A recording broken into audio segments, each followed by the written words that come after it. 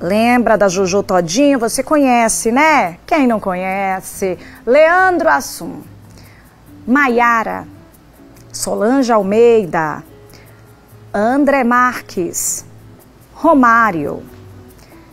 Esses são apenas alguns dos famosos das mais variadas profissões que fizeram cirurgia bariátrica.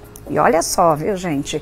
Dados apontam que cerca de 88,1% aí da população mundial terá sobrepeso ou obesidade até 2060. Já os gastos diretos e indiretos com as doenças associadas à obesidade são estimados em 218 bilhões de dólares. E a Sociedade Brasileira de Cirurgia Bariátrica e Metabólica aponta que nos últimos 5 anos foram realizadas 311.850 cirurgias bariátricas no país. Para falar sobre o assunto, a gente recebe o cirurgião do aparelho digestivo, especialista em cirurgia bariátrica, o doutor Ismael Martins. Muito boa tarde, doutor. Bem-vindo aqui ao nosso programa. Boa tarde, é uma honra estar aqui com você. Para a gente começar, né, esses dados são preocupantes.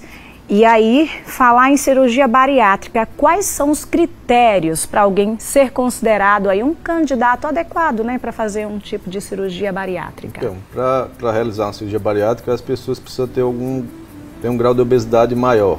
Então, a gente faz o cálculo do MC, que é um cálculo básico, que é onde pega a altura e o peso da pessoa, faz um cálculo. Sim. E se esse MC der acima de 35 e a pessoa tiver alguma comorbidade, né, que a gente chama, uma pressão alta, um diabetes, e aí sim esse paciente tem indicação de ser realizada a cirurgia bariátrica. E nos pacientes que têm um MC acima de 40 também já tem uma indicação mesmo sem essas comorbidades. Sim. Então, são mais ou menos esses critérios do MC que a gente calcula. Perfeito. Doutor, os principais benefícios da cirurgia bariátrica para a saúde do paciente?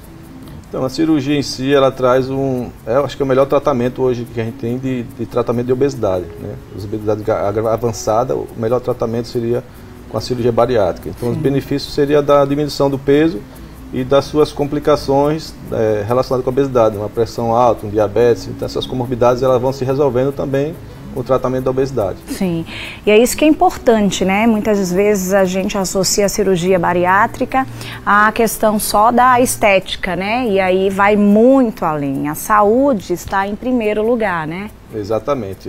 A obesidade hoje é uma doença crônica, né? Que está associada com câncer, com risco de infarto. Então, não é só perder peso e ficar bonita, magro, né? Sim. Está relacionado com melhora da qualidade de vida e de expectativa de vida. Perfeito.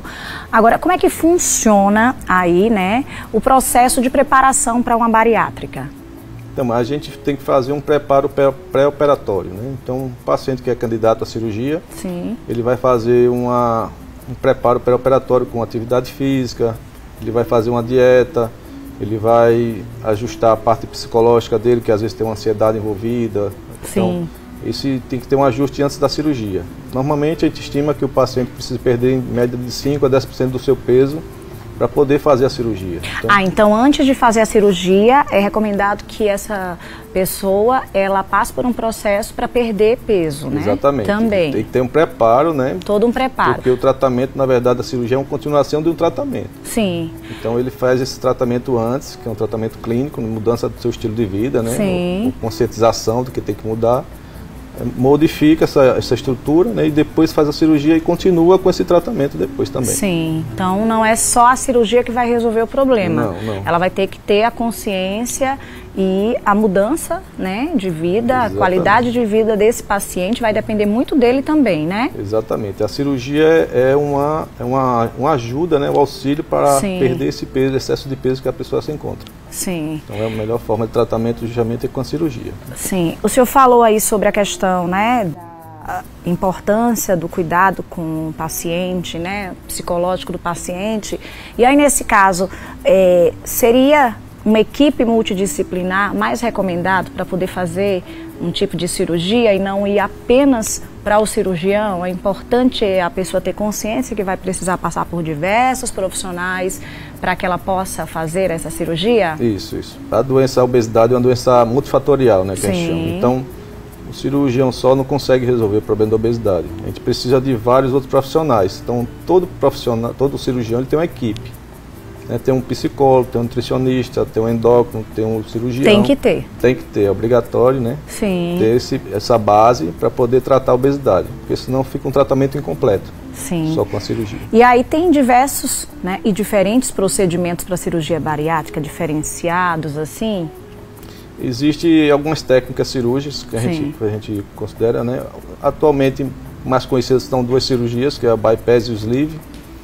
E são as mais realizadas assim, no Brasil, mas tem técnicas que também estão sendo estudadas, outras técnicas... Essas são as mais conhecidas? São mais conhecidas, é. E cada técnica tem uma característica para cada tipo de paciente. Então, sim.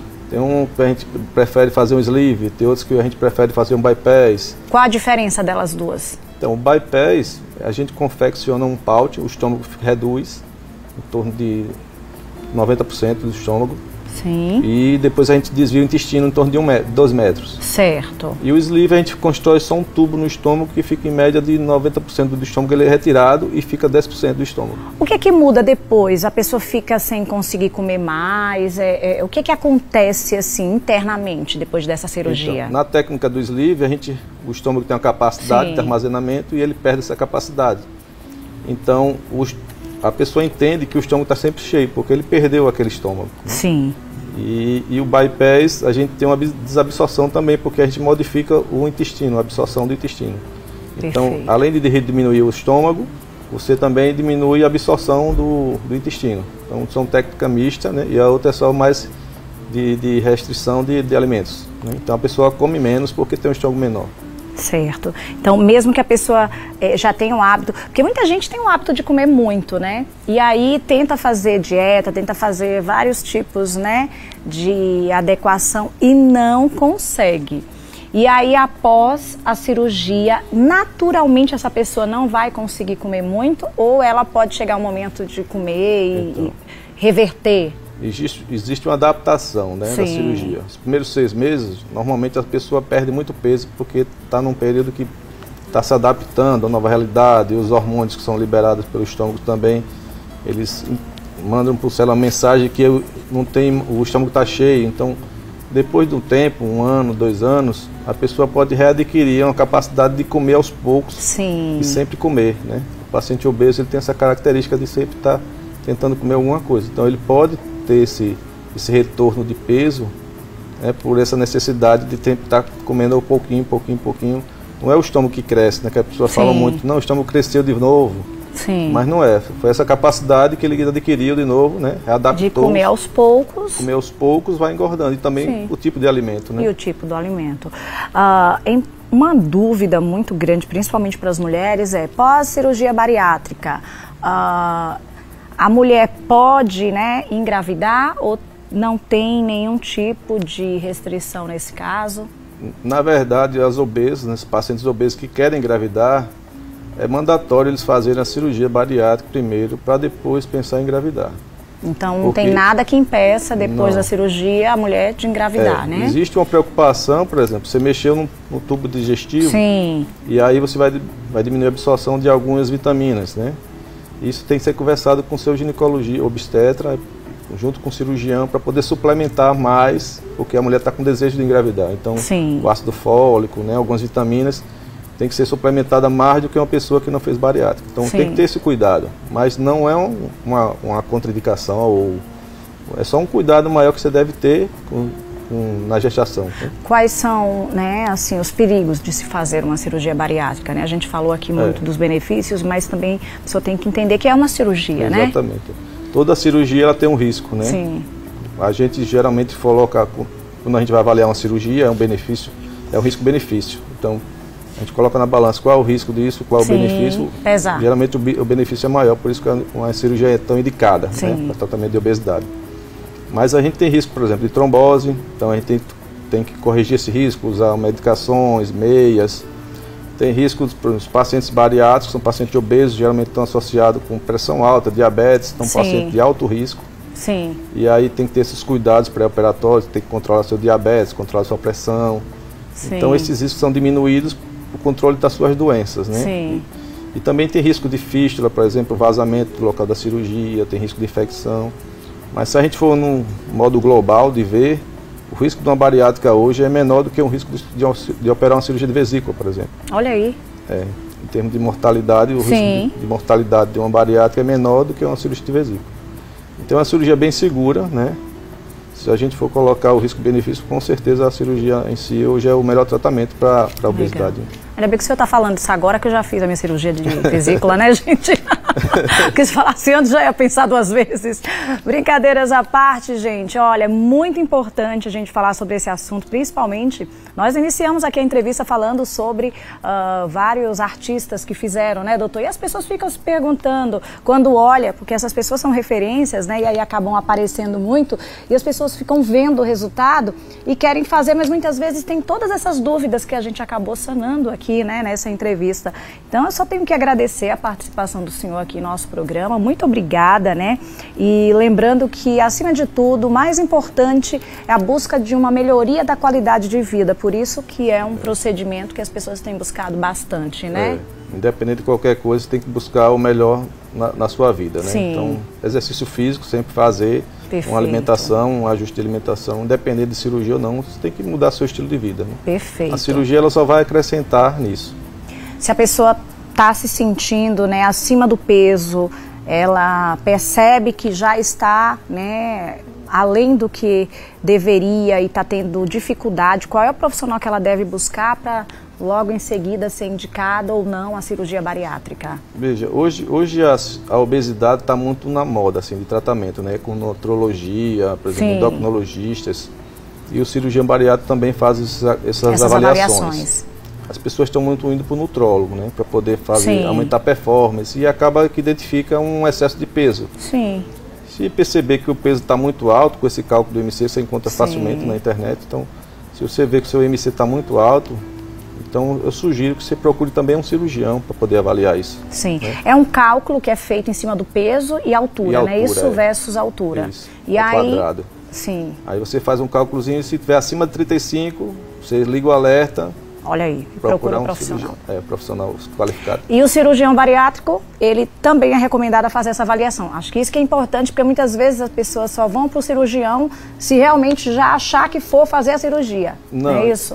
Alguns pacientes estão indo para a gente, na verdade, quando eles às vezes vão desanimados porque tentou perder peso, já muitas vezes não conseguiu, fez dietas, né? Sim. E acaba procurando o cirurgião, no último caso, né? Mas se você ficar atento que o peso está muito alto, é diabético, né? O diabetes tem uma relação muito grande com a obesidade. Sim. E hoje a gente considera a cirurgia metabólica, por exemplo, que é uma cirurgia realizada a controle do diabetes. Então, o paciente diabético que é obeso, ele se beneficia com a cirurgia também metabólica, não só com as medicações. Perfeito. Então, se perceber que está acima do peso, tem algum problema que está subindo a sua pressão, problema articular, seu peso já não está conseguindo se estabilizar, procure um profissional. Muito bom. Doutor, quero agradecer mais uma vez. Considerações finais? Eu que agradeço a oportunidade para divulgar essa patologia tão prevalente, né? Sim. Você vê que metade da população brasileira está acima do peso, então é preocupante, e a gente está aqui justamente para tirar as dúvidas e tentar influenciar de alguma forma para as pessoas melhorarem seu estilo de vida. Sem dúvidas. Muito obrigada mais uma vez. E é isso, viu? Saúde em primeiro lugar. Diante de tudo que a gente falou aqui, vamos buscar uma melhoria na qualidade de vida, né? Olha aí, dados preocupantes, né? Nos últimos 5 anos, mais de 300 mil cirurgias foram feitas. Por quê, gente? Porque a gente precisa se cuidar, né? Então vamos lá, ficar atentos. E olhando esses nomes que nós citamos, você já percebe uma mudança significativa, né, na vida aí de todos eles. E quero saber se vocês já mandaram mensagem para as nossas redes sociais. Cola com a gente, acessa aí Você em Dia Oficial, sua revista eletrônica favorita. Deixa aquele comentário, aquele alô, aquela mensagem especial. Tô lá no perfil @Jaqueline Cruz, Jaqueline com 2 L's. Eu e o Lion estamos lá, né, mamãe? Pois é. Tudo que você quer saber da grade inteira. Oi? Sono. Tá com cochilozinho aqui, viu? Dê um cochilinho, pode cochilar. Ó, gente, TV Atalaia, é isso mesmo, @TV Atalaia no Instagram. A gente vai dar uma pausa pro intervalo, tá? É o tempo dele dar um cochilinho. Vamos sim. Pessoal, que a gente volta já já. Pronto, já avisei. Até já.